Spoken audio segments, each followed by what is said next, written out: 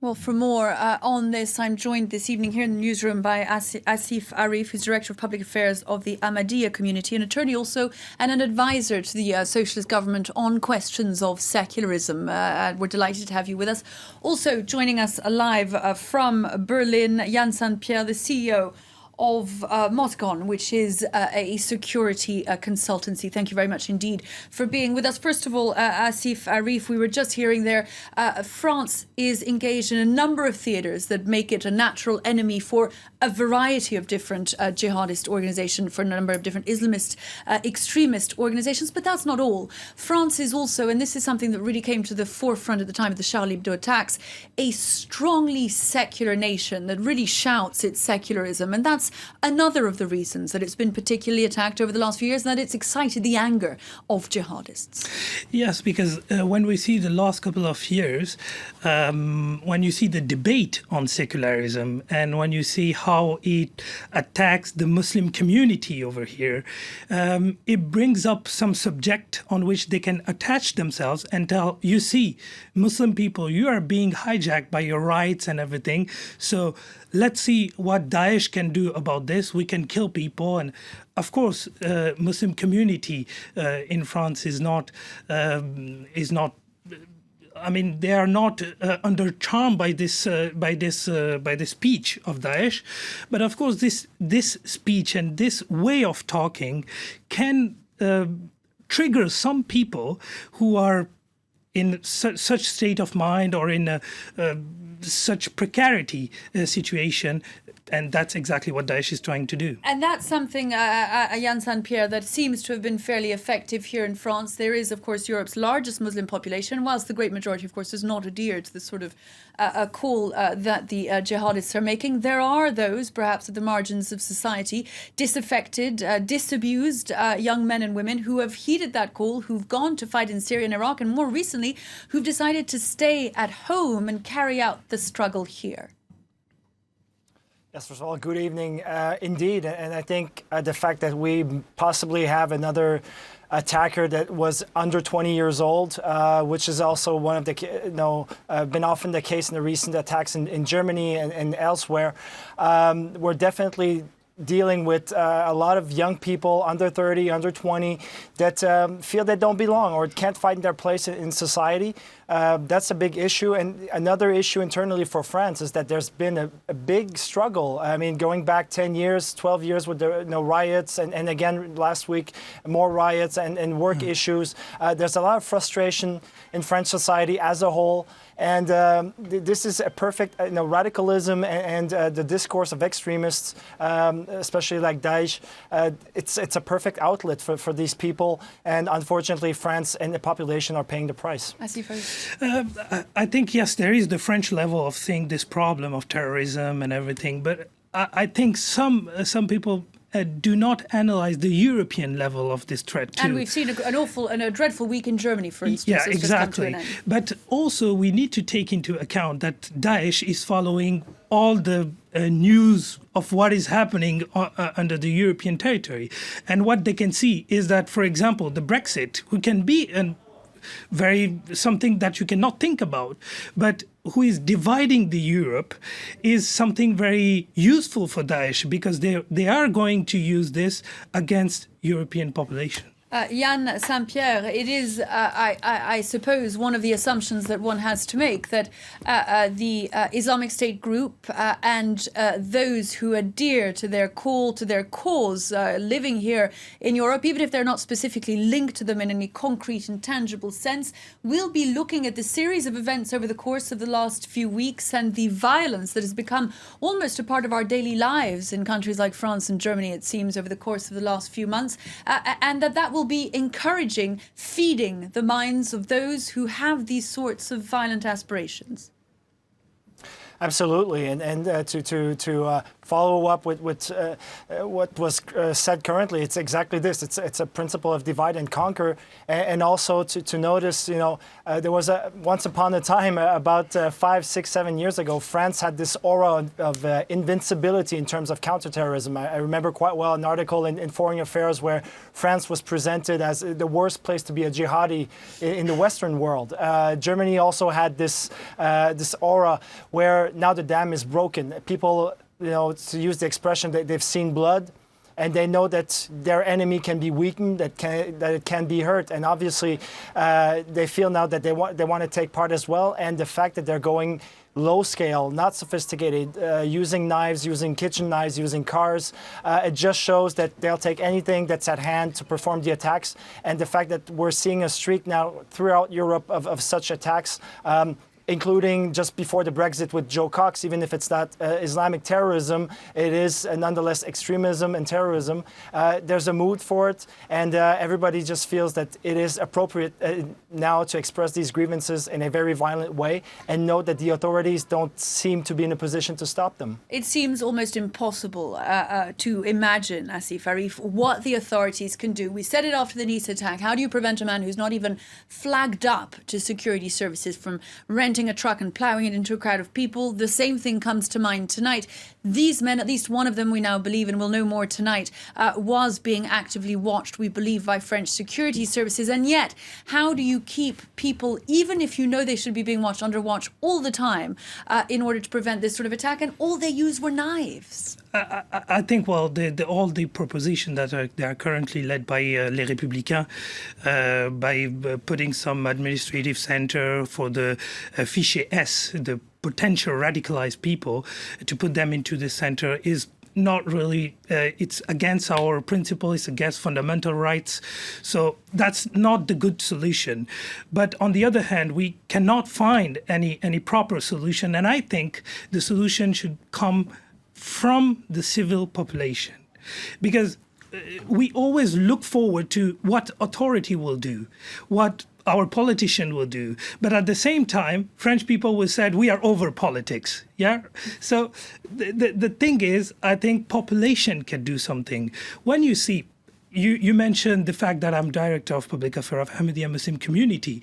For example, when Ahmadiyya Muslim community learned about this attack, what we suggest is to go on Sunday and to pray with the church member, local church member, and that's a strong condemnation of what is happening to our Christian brother.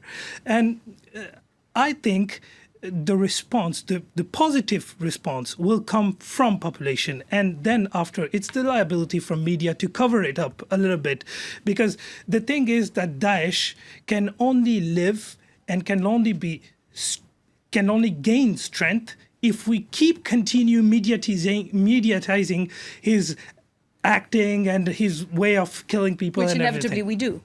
I wanted to put to you on that question of the divisions, Yann Saint-Pierre, that we've been talking about so far.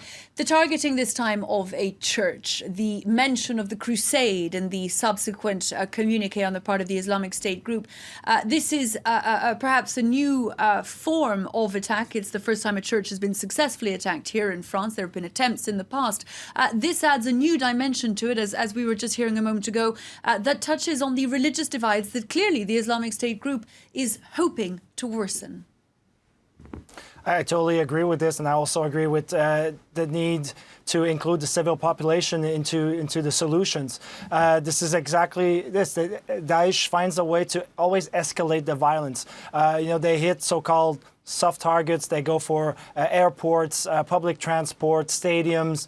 But attacking a church, even if you're in a secular system, it's still a no-go. Attacking any religious building is a taboo.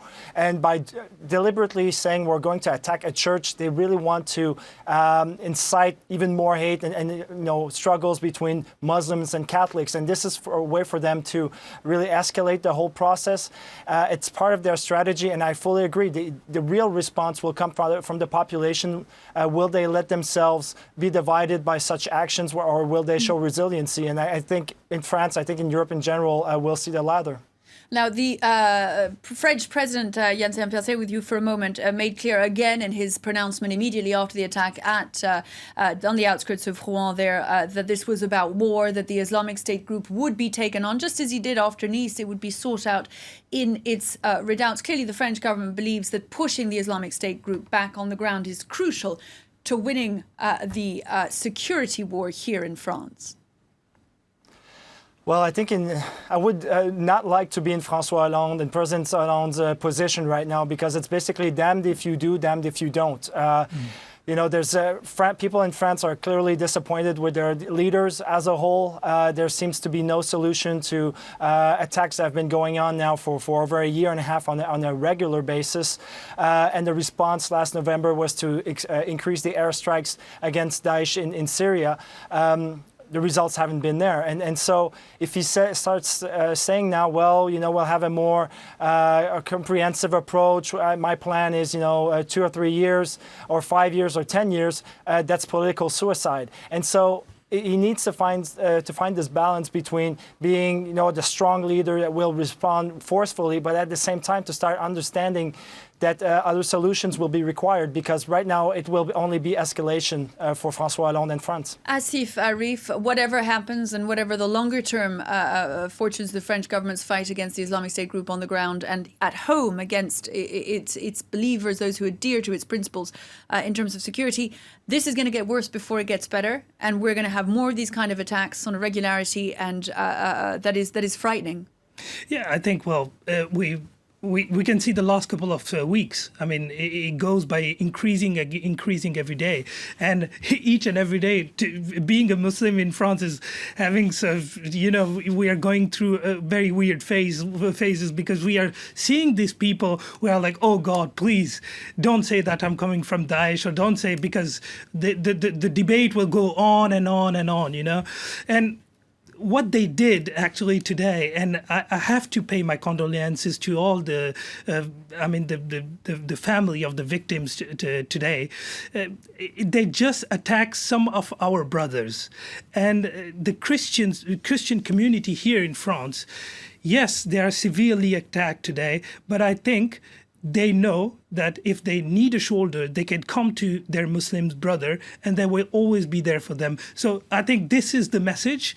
And, of course, we'll see an increasing of these type of attacks. Yann Saint-Pierre, have the French, its population, its government, been naive? Should we not have expected that the war that's being fought in Iraq and Syria would, in a sense, be fought on the streets of France as well? I wouldn't call it naivety. I think, Mr. Farif really alluded to this. We're used to, even not just in France, but in Germany as well, in Great Britain, to saying, well, the authorities have the power to do this. We trust them to do this.